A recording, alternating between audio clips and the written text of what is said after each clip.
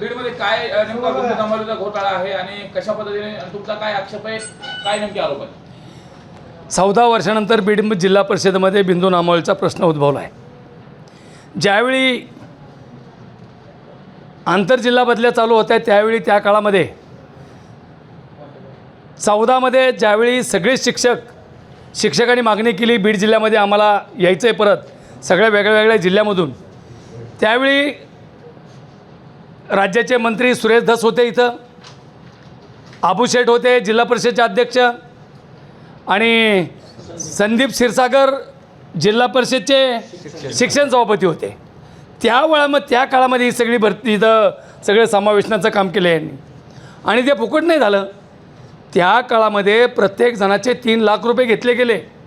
1300 लोकांचे 3 लाख रुपये म्हणजे जवळपास 39 कोटी रुपयाचा घोळ त्या माध्यमातून झाला त्यावेळी 2014मध्ये.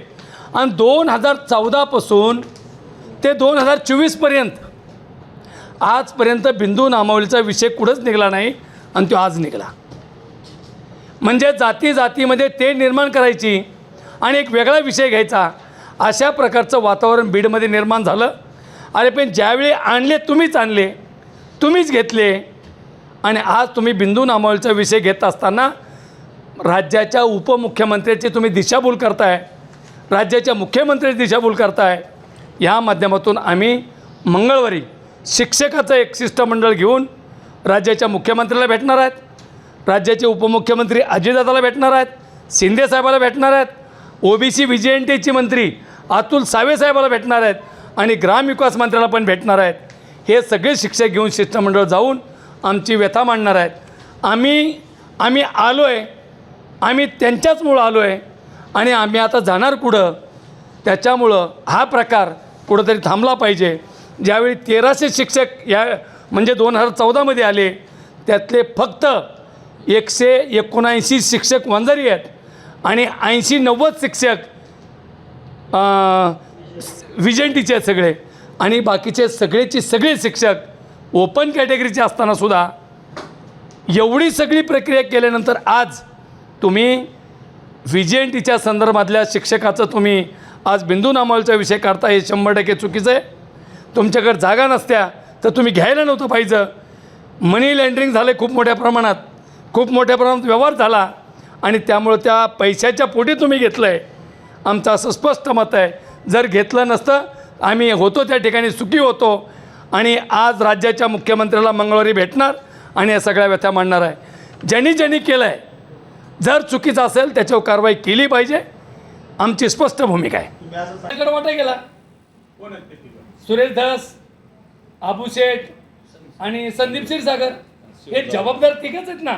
त्यावेळी सरकार राष्ट्रवादीचं होतं, आणि राष्ट्रवादी सरकार झालं म्हणून ती इथं सगळे समावेशन झालं.